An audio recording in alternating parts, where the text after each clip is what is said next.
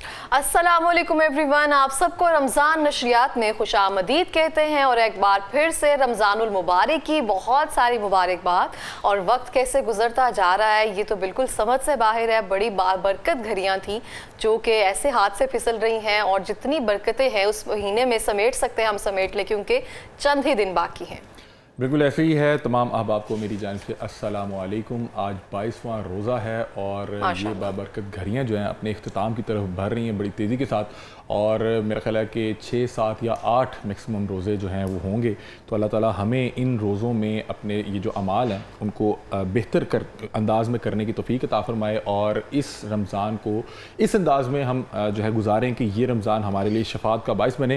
बहरहाल हमारी जो महफ़िल होती है उसका बाकायदा आगाज़ करते हैं, क्योंकि नशरियात तो नहीं, ये महफ़िल ही होती है जहाँ पे कलाम बारी ताला, हमदे बारी ताला, नाते रसूल मकबूल और उलमा हज़रात मौजूद होते हैं, जहाँ पे हम आपके जो सवाल आते हैं उनको एड्रेस करते हैं, कोशिश करते हैं कि उलमा से उस पर रहनुमाई हासिल की जा सके।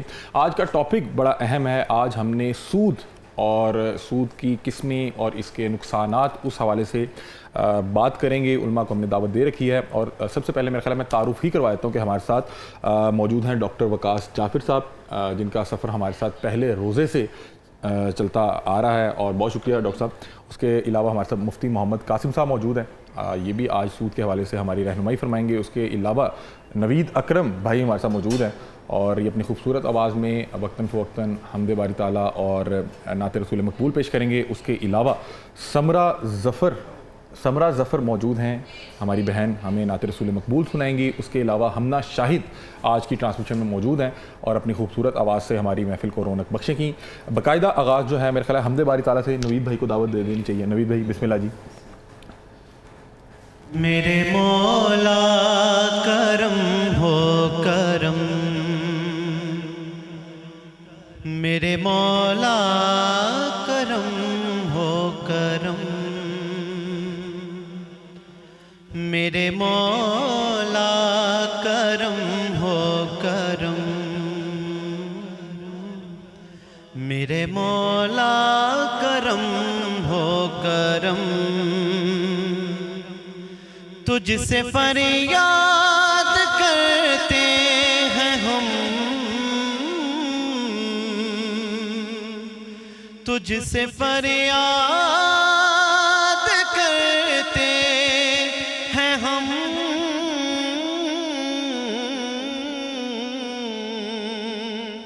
मेरे मौला करम हो करम,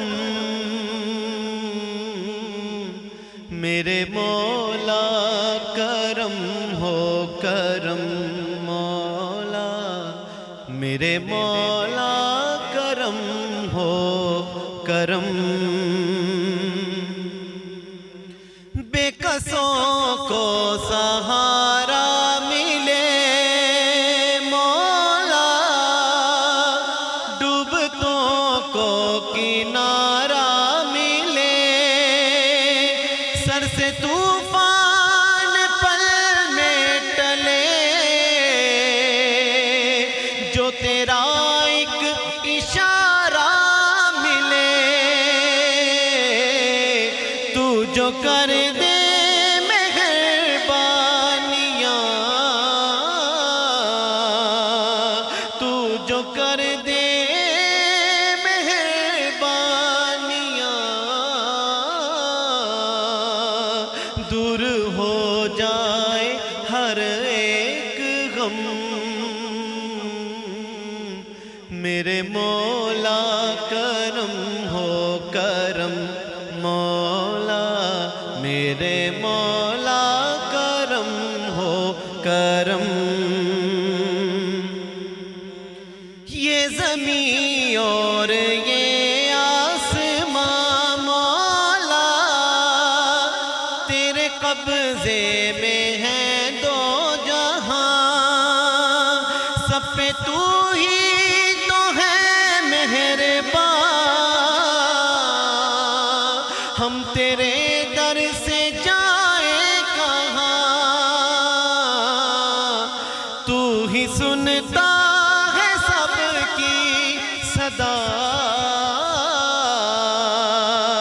तू ही सुनता है सदा तू ही रखता है सबका भरम। मेरे मौला करम हो करम मौला, मेरे मौला करम हो करम मौला, मेरे मौला करम हो करम मौला, मेरे मौला करम हो करम। माशाल्लाह, जज़ाकल्लाह, बहुत ही खूबसूरत। खूबसूरत आवाज़, बहुत ही खूबसूरत हमदे बारी ताला, मेरे मौला करम हो करम। मेरा ख्याल है कि यहाँ पे समरा ज़फ़र साहिबा को दरख्वास्त करते हैं कि वो नात रसूल मकबूल पेश करें और हमारी महफ़िल को रौनक बख्शें। जी बिस्मिल्लाह। एक मैं ही नहीं उन पर कुर्बान ज़माना है, एक मैं ही नहीं उन पर कुर्बान ज़माना है, एक मैं ही नहीं उन पर कुर्बान ज़माना है, जो रब्बे दो आलम का महबूब यगाना है, जो रब्बे दो आलम का महबूब यगाना है। कल पुल से हमें जिसने खुद पार लगाना है, कल पुल से हमें जिसने खुद पार लगाना है, ज़हरा का वो बाबा है, हसनैन का नाना है, ज़हरा का वो बाबा है, हसनैन का नाना है, एक मैं ही नहीं उन पर कुर्बान ज़माना है। आओ दर ज़हरा पर फैलाए हुए दामन, आओ दर ज़हरा पर फैलाए हुए दामन, आओ दर ज़हरा पर फैलाए हुए दामन, आओ दर ज़हरा पर फैलाए हुए दामन, है नस्ल करीमों की लजपाल घराना है नस्ल करीमों की लजपाल घराना है, जो रब्बे दो आलम का महबूब यगाना है, एक मैं ही नहीं उन पर कुर्बान ज़माना है, एक मैं ही नहीं उन पर कुर्बान ज़माना है।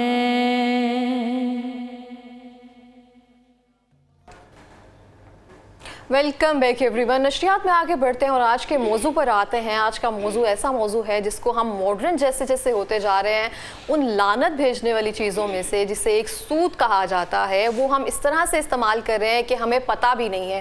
पहले सिर्फ वो बैलेंस के तौर पर कि आपने जितना बैलेंस लिया वो आपको उससे इजाफी रकम देना पड़ती थी। अब बहुत ज़्यादा ऐप्स ऐसी आ गई हुई हैं जो हमारे डेली इस्तेमाल में है, लेकिन हमें इल्म नहीं है कि वो सूद के ज़ुमरे में आती हैं। इस हवाले से डिस्कशन करेंगे कि हम अपनी डेली लाइफ में इन सब चीज़ों को कैसे टारगेट करके दूर कर सकते हैं। हालांकि हमें लगता है सिर्फ किसी से पैसे लिए जाएंगे तो इजाफी रकम दी जाएगी तो वही सूद है, लेकिन रोज़मर्रा की ज़िंदगी में ऐसी बहुत सी चीज़ें हैं जो हमें उसके बारे में इल्म नहीं है, लेकिन हम वो कर रहे हैं। आज की ट्रांसमिशन में सूद के हवाले से तमाम चीज़ें डिस्कस करेंगे। इसकी इकसाम, ये एक लानत है और जैसे जैसे हम जदीद दौर की तरफ जा रहे हैं, लोगों को ये कारोबार लगने लग गया है और ये ऐसी लानत है जिसके मुतल्लिक आप नबी करीम सल्लल्लाहु अलैहि वसल्लम की हदीस मुबारक है कि जब किसी बस्ती में जना और सूद फैल जाए, अल्लाह ताला उस बस्ती वालों को हलाक करने की इजाज़त देता है। और दूसरी तरफ आप सल्लल्लाहु अलैहि वसल्लम ने फरमाया कि सूद खाने खिलाने वाले, उसकी गवाही देने वाले और इस मामले को लिखने वाले, उसका एग्रीमेंट करने वालों पर भी अल्लाह ताला जो है लानत भेजता है। तो ये इतना जो है ये लानत वाला काम है जिसको हम बड़ा जो है इंजॉय करके कर रहे हैं। इस कैसे हमारे रिस्क से बढ़ते उठती जा रही है और उसकी रीज़न हमें समझ नहीं आ रही। डॉक्टर वकास जाफिर साहब से आगाज़ करते हैं। डॉक्टर साहब, सूद इस माशरे की एक तल्ख हकीकत, हमारा जो बैंकिंग का निज़ाम है वो सूद पर खड़ा है और अब तो ऐप्स इस तरह की आ गई हैं। अब आप मेरे ख्याल मोबाइल पे मतलब कि आपसे बिल्कुल एक बटन की दूरी पर है। बिल्कुल है, इस तरह से नहमदुहु व नसल्ली अला रसूलिल करीम, अम्मा बाद। इंतहाई अहम टॉपिक आपने रखा है आज, और सूद क्या है और इसकी कितनी इकसाम है, इसके ऊपर हम गुफ्तगू करेंगे और सूद के जो मानी और मतालिब हैं उसको भी जानने की कोशिश करेंगे। तो अल्लाह ताला ने सबसे पहले तो सूरह बकरा में इसके हवाले से बताया है कि बै और सूद, यानी बै तिजारत जिसको कहते हैं, ट्रेडिंग कहते हैं, उसका मुतकाबिल या उसका मुखालिफ सूद है। यानी अल्लाह ताला यहाँ ये पैगाम देना चाह रहा है कि अल्लाह ताला बै को हलाल करार दे रहा है, यानी ट्रेडिंग करने को, कारोबार करने को, बिज़नेस करने को हलाल करार दे रहा है और सूद को हराम करार दे रहा है। ठीक है, तो अब सूद है क्या, इसको जानने की ज़रूरत है। अभी आपने बात की इब्तदाइया में कि जी बैंकिंग सेक्टर में भी सूद है और अब तो ऐसी ऐप्स आ चुकी हैं।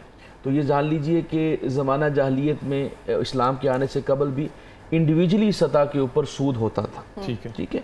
अंग्रेज़ी में दो लफ्ज़ जो सूद के लिए यूज़ होते हैं, एक इंटरेस्ट है, एक यूयरी है।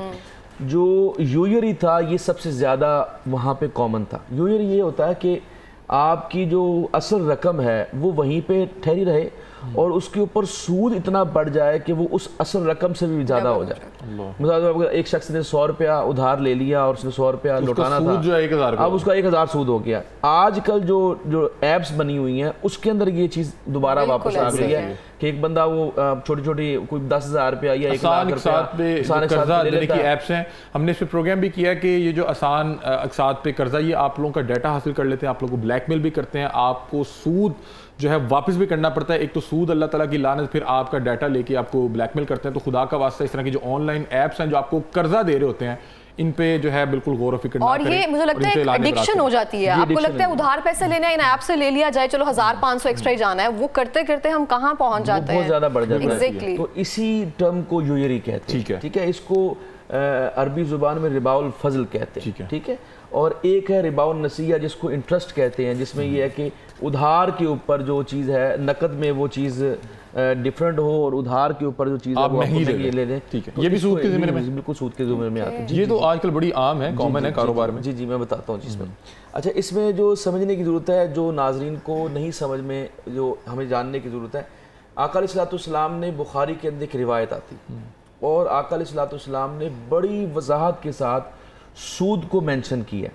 आका अलैहिस्सलाम ने फरमाया कि सोने के बदले सोना, ये याद रखना है आपने, चांदी के बदले चांदी, ठीक है, जौ के बदले जौ, गंदुम के बदले गंदुम, खजूर के बदले खजूर, किशमिश के बदले किशमिश, नमक के बदले नमक, एक दाना भी ज़्यादा लिया तो वो सूद है।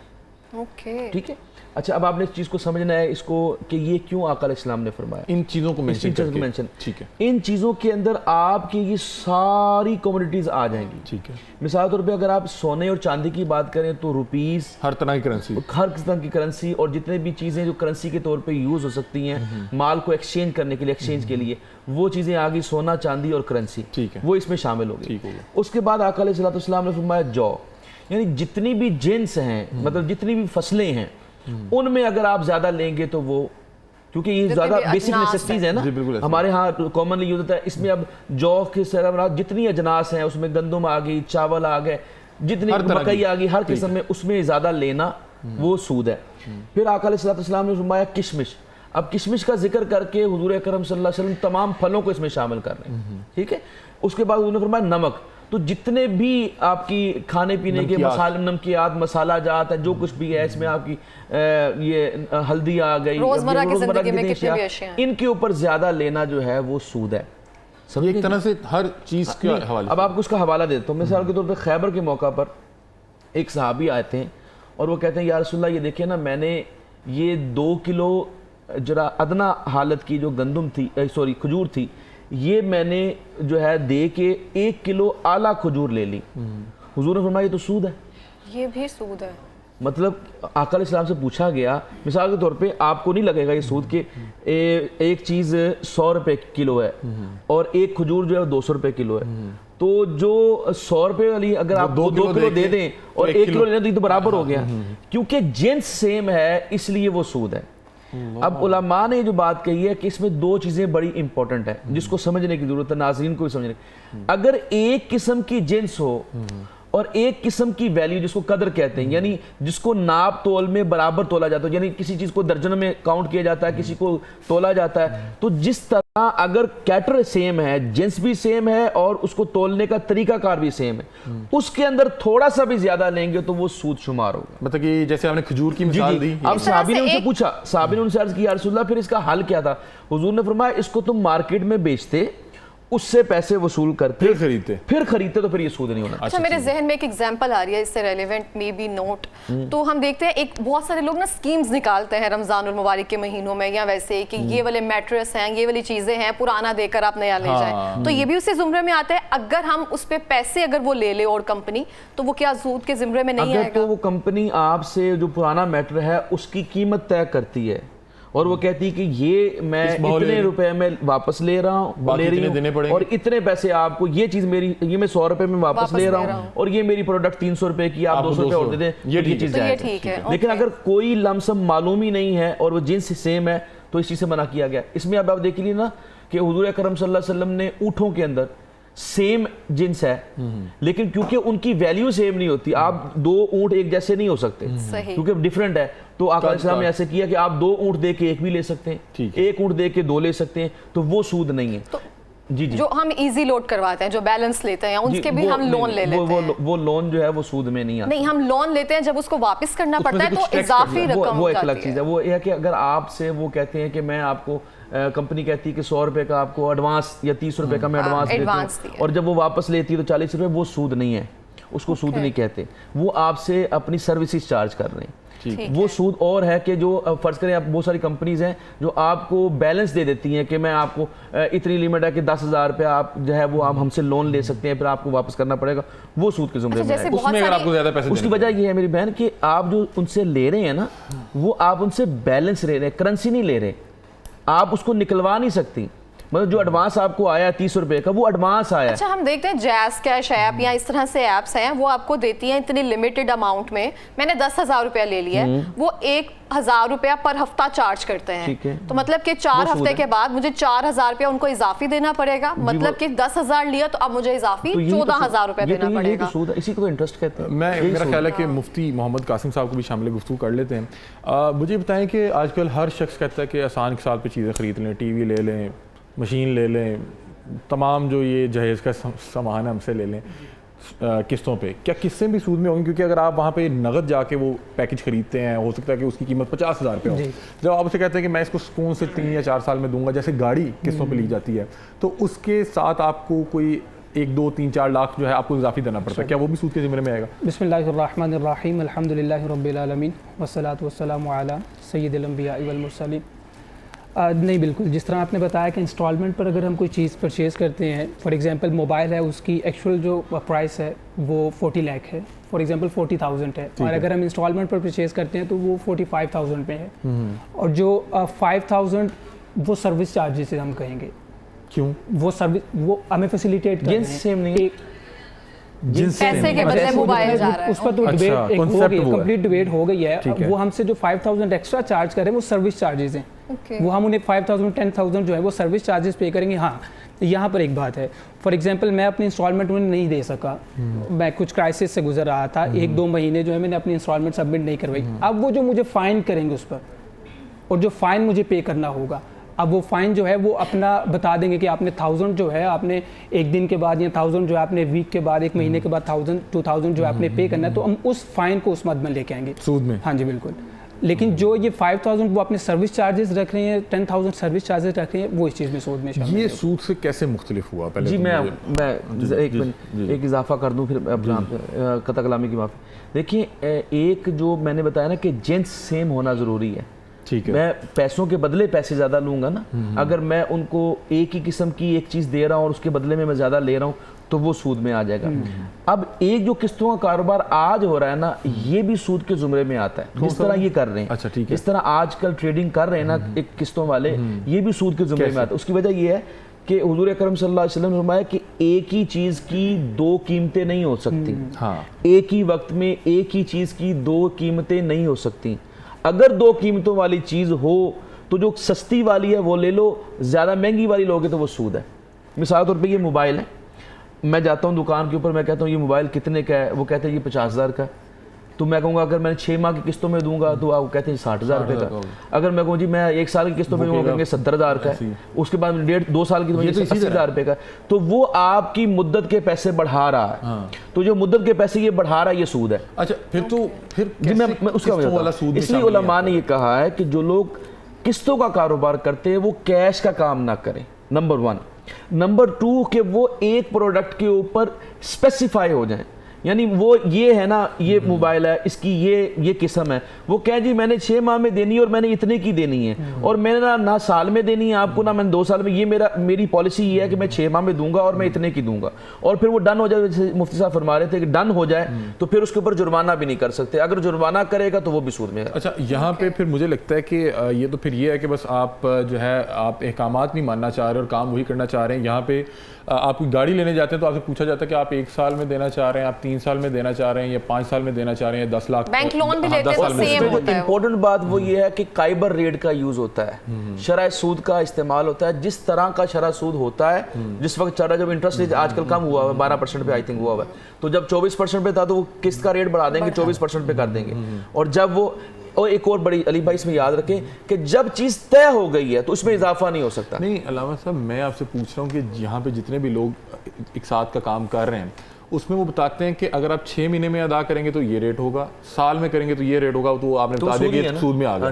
दूसरा, मैंने आज तक ऐसा कोई नहीं देखा जो ये कहे कि आप अगर 6 महीने में दे देते हैं ठीक है, नहीं देंगे तो मैं जुर्माना नहीं करूंगा। वो पहले कहता है कि भाईजान ਤੁਹਾਡੀ की शार्ट हुई थी, मैं चीज चुक के ला जाऊंगा। तो फिर तो ये मेरा ख्याल है कि फिर आप क्यों आसानी, मतलब कि मुझे तो लगता है कि ये मुफ्तियान कराम ने जो आसानी दे दी वो उसको इस्तेमाल कर रहे हैं, काम तो वही सूद पे ही हो रहा है। नहीं, ऐसा नहीं है काम, बिल्कुल आपने जो बात कही है वो बिल्कुल ऐसी है। फॉर एग्जांपल अगर वो किसी को फैसिलिटेट कर रहे हैं, मैंने जिस तरह एक एग्जांपल सेट की थी मोबाइल की, अब मोबाइल 6 माह के बाद उसकी जो एक्चुअल प्राइस है वो ऑब्वियसली डिक्रीज होगी, वो इंक्रीज नहीं हो रही। नहीं, यहाँ पे इंक्रीज भी होती है आईफोन या इस तरह के जो आजकल मार्केट बहुत डाउन है। नहीं, लेकिन ये है कि बहुत से लोगों ने मोबाइल जिस प्राइस पे लिए बाद में उससे महंगे बिके क्योंकि हमारी करेंसी डीवैल्यू हो गई। अब बिल्कुल ऐसा, लेकिन फॉर एग्जांपल आपने पिन पैक मोबाइल लिया और उसको अगर आप सेल करने के लिए जा रहे हैं उसी प्राइस पर तो नहीं वो सेल हो रहा है, ऑब्वियसली प्राइस डाउन है उसकी।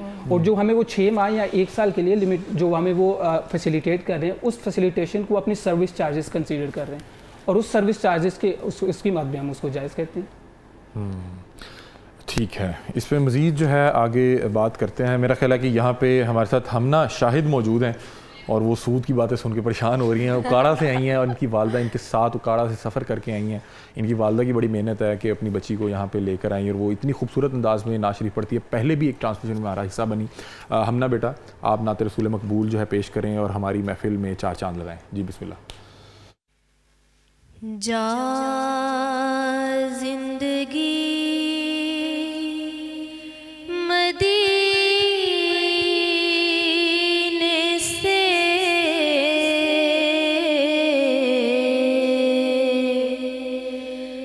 झोंके हवा के ला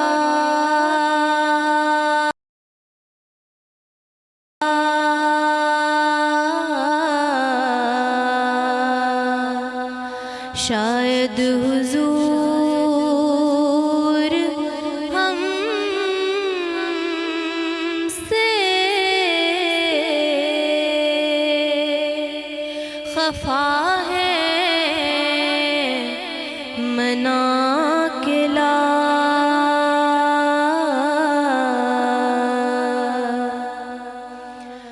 कुछ हम भी अपना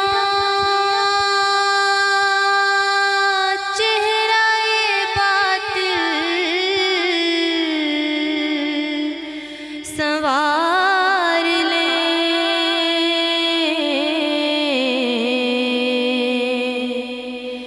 कुछ हम भी अपना चेहरा-ए बातिल संवार लें।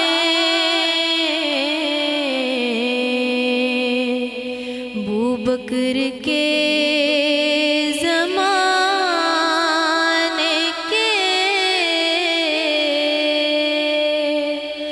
नक्शे उठा के ला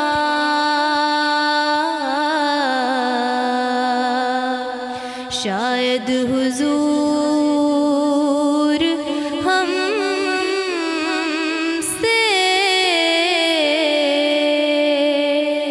खफा है मना के ला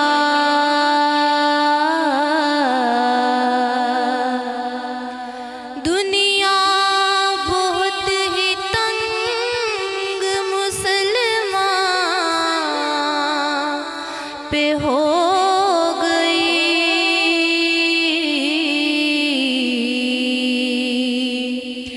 दुनिया बहुत ही तंग मुसलमान पे हो गई। फारूक के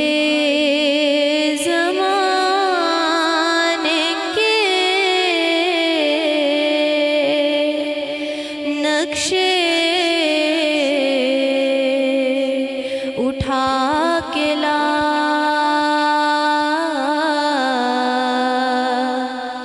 जा जिंदगी मदीने से झोंके हवा के ला शायद हुजूर हमसे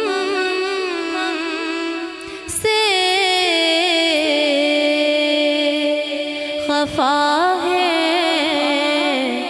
मना के ला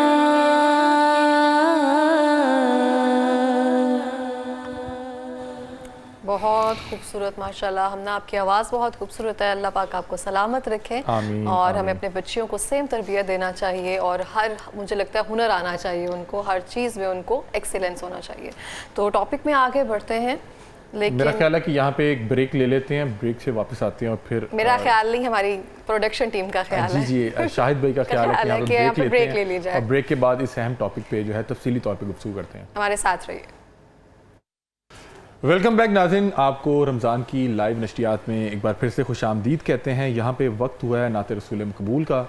नवीद अकरम भाई से दरख्वास्त करते हैं कि हुजूर नात हो जाए। अज सिख मित्रां दी बधेरी है,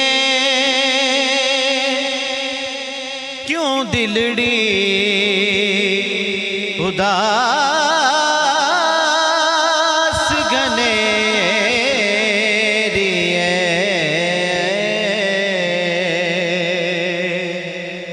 लूं विच शौक चंगेरी है, अज नैना लाया क्यों जड़ियां। सुबहान अल्लाह माज मलाका,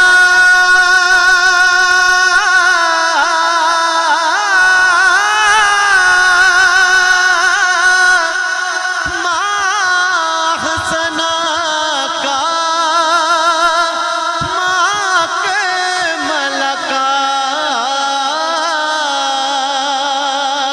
किथे मेहरे अली,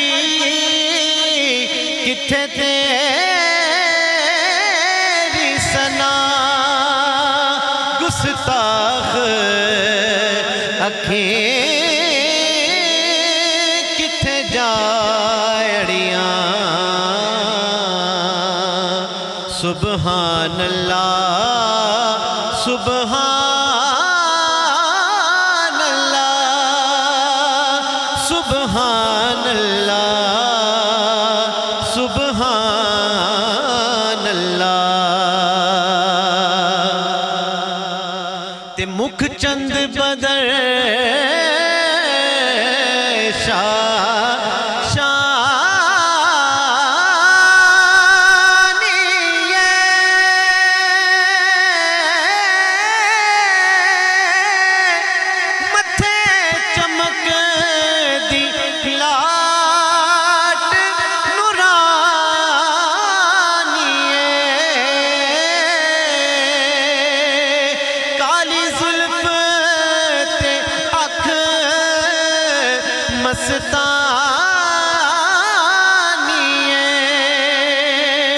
मखमूर अखीं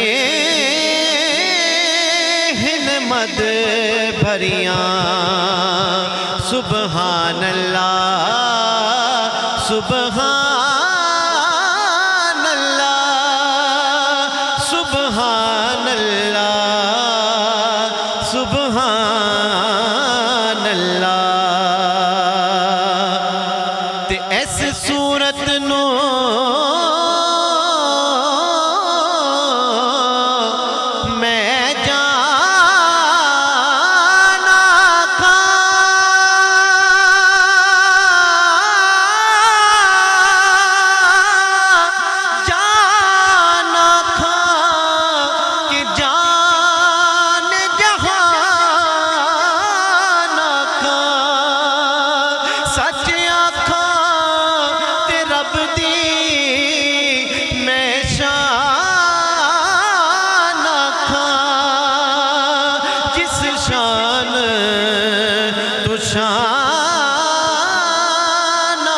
सब बढ़िया।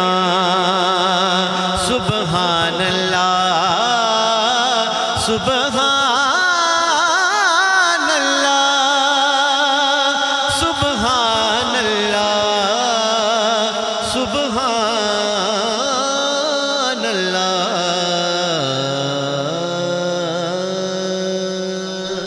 माशाल्लाह माशाल्लाह जज़ाकल्लाह। और आपका कलाम सुन के दिल से निकल रहा है सुभान अल्लाह सुभान अल्लाह। बहुत खूबसूरत कलाम, मेरा बहुत फेवरेट कलाम है और आपको सुनता देख के ऐसे लगता है कि मैं खुद पढ़ लूँगा लेकिन अल्लाह ताला ने बड़ी खूबसूरत आवाज़ दी है, अल्लाह ताला इसमें मज़ीद बरकतें अता फरमाए। अपने टॉपिक पे आगे बढ़ते हैं।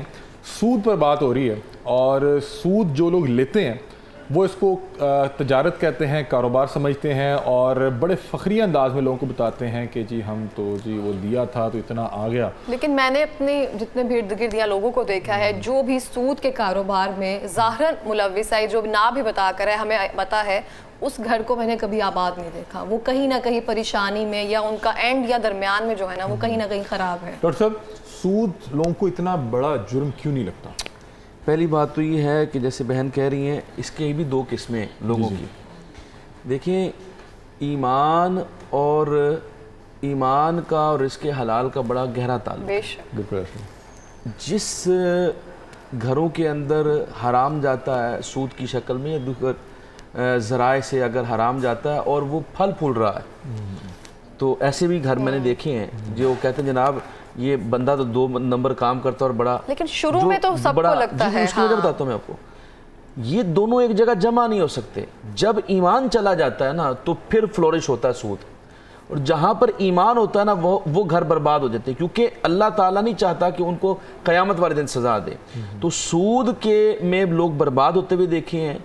सूद की वजह से जो लोग बेईमान हो गए उनको तो शैतान ने तरा दिया ना, मोहरे लग गई। लेकिन वैसे मेजोरिटी जो आम जैसे सादा लोग जो सूद में मुलव्वस होते हैं वो घर बर्बाद हो जाते हैं। और जो आपने कहा कि इसको देखिए, बदकिस्मती ये है कि जब हम गुनाह को गुनाह ना समझें, यानी आज सूद का नाम ही प्रॉफिट है और इंटरेस्ट नहीं कहते सर, अब तो प्रॉफिट कहते हैं कि इतना % आपको प्रॉफिट मिलेगा।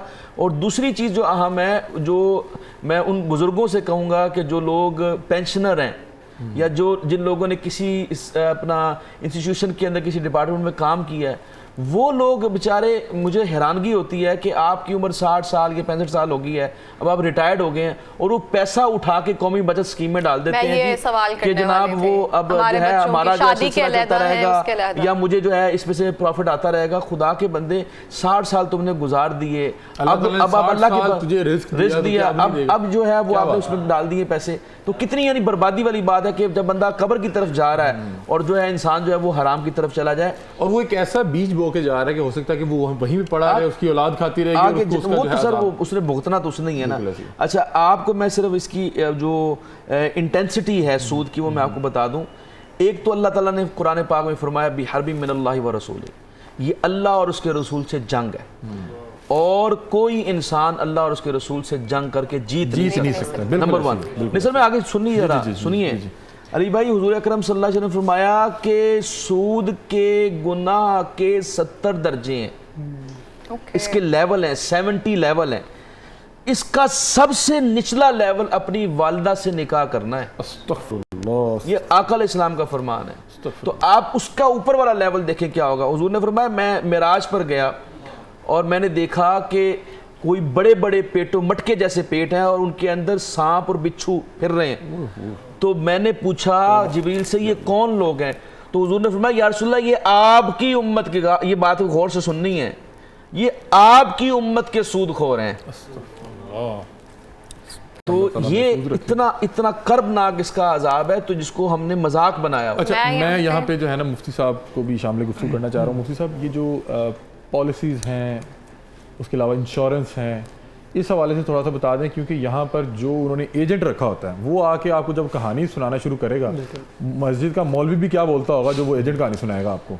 तो ये पॉलिसीज़ के हवाले से थोड़ा सा बताइएगा, जो 10-10 साल की ख़रीद के रख लेते हैं। जी बिल्कुल। उससे पहले एक चीज़ मैं बता दूँ, ये लॉ है, अल्लाह ताला का कानून जो है ये मुआशरती अदल पर जो है इसका इन्हिसार है। और सूद जो है ये सरासर जुल्म है।